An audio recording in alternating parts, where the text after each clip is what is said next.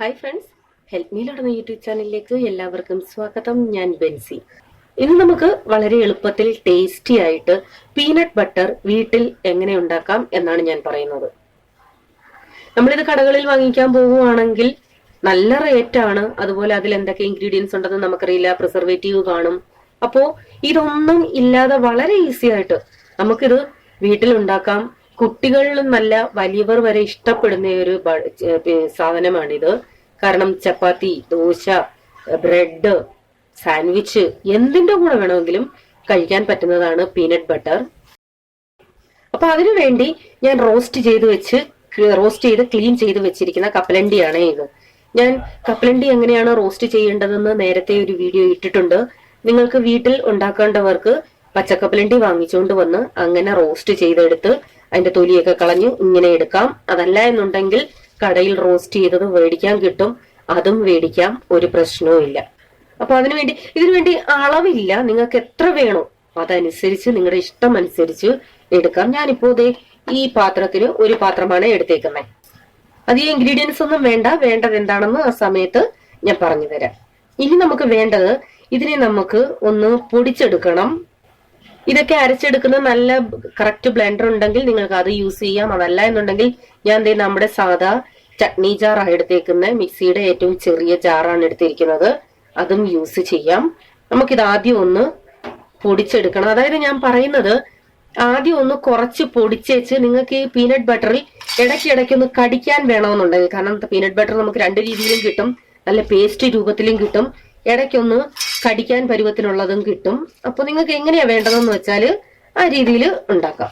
അപ്പൊ ഇതിനെ ഞാൻ ജസ്റ്റ് ഒന്ന് പൊടിക്കട്ടെ. ഇടയ്ക്കൊന്ന് നിർത്തി പൊടിച്ചെടുക്കണം. ഇതിനകത്ത് ഓൾറെഡി നമുക്ക് അരയ്ക്കുമ്പോൾ തന്നെ അതിനകത്ത് ഉള്ള ഓയിൽ ഇറങ്ങി തുടങ്ങും. വെള്ളം ഒട്ടും ചേർക്കരുത്, അല്ലാതെ തന്നെ അരയ്ക്കുക. ഇത് ഞാൻ ജസ്റ്റ് ഒരു 10 സെക്കൻഡ് ഒന്ന് കറക്കിയെടുത്തതാണേ. കണ്ടോ, മൊത്തത്തിൽ പൊടിഞ്ഞിട്ടില്ല, ഇടയ്ക്ക് കഷ്ണം പോലുണ്ട്. അപ്പൊ ഇതിന്ന് ഒരു 2-3 ടേബിൾ സ്പൂൺ ഞാൻ മാറ്റുക. എനിക്ക് ഇടയ്ക്കൊന്ന് കടിക്കുന്നത് ഇഷ്ടമാണ് ഞങ്ങൾക്ക് ഇവിടെ. അപ്പൊ അതിനനുസരിച്ച് ലേശം ഒന്ന് മാറ്റിയിട്ടുണ്ട്. 3 ടേബിൾ സ്പൂൺ ഇല്ല, ഒരു 2 ടേബിൾ സ്പൂണും ഇച്ചിരിയും കൂടെ. അപ്പൊ അത് പിന്നിടാനാ. ഇനി നമുക്ക് ഇത് നല്ലതുപോലെ അരയ്ക്കണം. നല്ല പേസ്റ്റ് ആക്കി അരയ്ക്കണമെങ്കിൽ നിങ്ങൾക്ക് അങ്ങനെ അരയ്ക്കാം. അതല്ല ഇടയ്ക്ക് ഇച്ചിരി തരിതരിപ്പായിട്ട് വേണമെങ്കിൽ അങ്ങനെ അരയ്ക്കാം. എങ്ങനെ വേണേലും വരയ്ക്കാം, അത് നിങ്ങളുടെ ഇഷ്ടം. ശേഷം ഇനി നമുക്ക് ഇതിനകത്തേക്ക് എന്തുവാ ചെയ്യേണ്ടതെന്ന് വെച്ചാല്, ഈ റോസ്റ്റ് ചെയ്തപ്പോ ഉപ്പിട്ടാണ് റോസ്റ്റ് ചെയ്തതെന്നുണ്ടെങ്കിൽ ഇത് പൊടിച്ചു കഴിഞ്ഞിട്ട് നിങ്ങൾ ലേശം ഒന്ന് ടേസ്റ്റ് നോക്കുക, ഉപ്പ് എങ്ങനെ ഉണ്ടെന്ന്. അതനുസരിച്ച് ഞാനിപ്പോ ഒരു പിഞ്ച് ഉപ്പിട്ട് കൊടുത്തിട്ടുണ്ട് എക്സ്ട്രാ.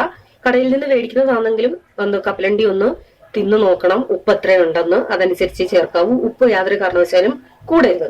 ഞാൻ ഒരു നുള്ള് ഉപ്പിട്ടിട്ടുണ്ട്. പിന്നെ ചേർത്തത് ഒരു 1.5 ടേബിൾ സ്പൂൺ തേൻ ഒഴിച്ചിട്ടുണ്ട്. ഈ തേന് പകരം നിങ്ങൾക്ക് വേണമെങ്കിൽ പഞ്ചസാര യൂസ് ചെയ്യാം, പക്ഷെ കുറച്ചുകൂടെ നല്ലത് തേൻ യൂസ് ചെയ്യുന്നതല്ല. എന്നിട്ട് ഇത് നല്ലതുപോലെ നിങ്ങൾക്ക് ഏത് പരുവത്തിലാണ് വേണ്ടതെന്ന് വെച്ചാല് അരച്ചെടുക്കണം. ഇടയ്ക്കിടയ്ക്ക് ഒന്ന് ഇളക്കി കൊടുക്കണം. മധുരം കൂടുതൽ വേണമെങ്കിൽ തേൻ കൂടുതൽ ചേർക്കാം, പഞ്ചസാര കൂടുതൽ ചേർക്കാം.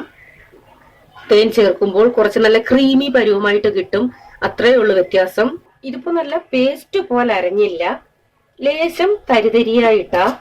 ഞാൻ ഇടയ്ക്കിടയ്ക്ക് ഇളക്കിയിട്ട് അരച്ചെടുത്തതാ. ഇതിനകത്തുനിന്ന് നാച്ചുറൽ ആയിട്ടുള്ള എണ്ണ ഇറങ്ങിയതായത്. ഇനി നമുക്ക് ഇതിലേക്ക് ലേശം എണ്ണ ഒഴിച്ചു കൊടുക്കാം. ഇത് ഇഷ്ടമില്ലാത്തവർക്ക് ചെയ്യണ്ട, ഒരു നിർബന്ധവും ഇല്ല. ഞാനൊരു 1 ടേബിൾ സ്പൂൺ സൺഫ്ലവർ ഓയിലാ ഒഴിക്കുന്നേ. നിങ്ങളുടെ കയ്യിൽ പീനട്ട് ഓയിൽ ഉണ്ടെങ്കിൽ അത് നിങ്ങൾക്ക് ഉപയോഗിക്കാം.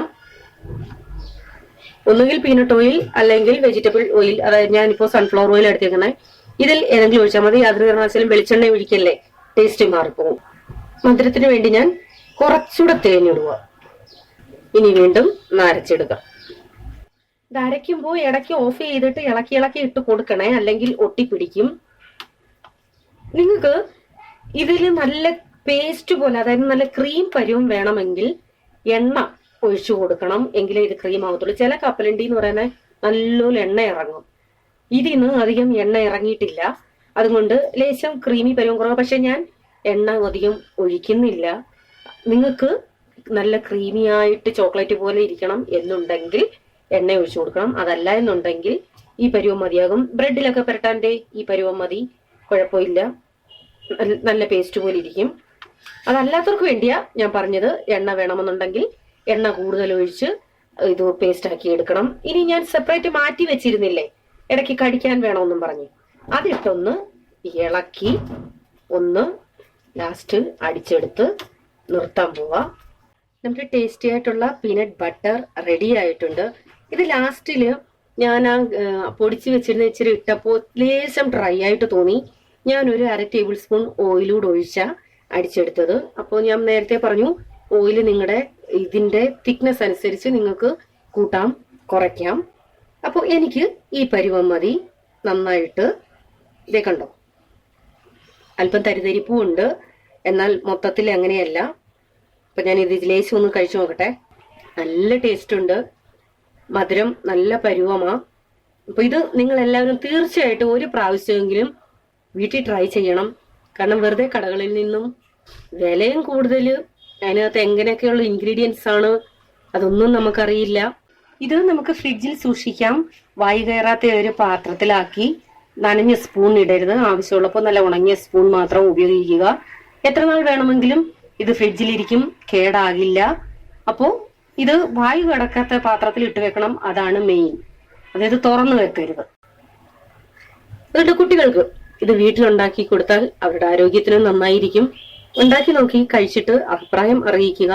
വീണ്ടും ഇതുപോലുള്ള ഈസി ഡിഷുമായി ഞാൻ വരാം. Till then bye, God bless you.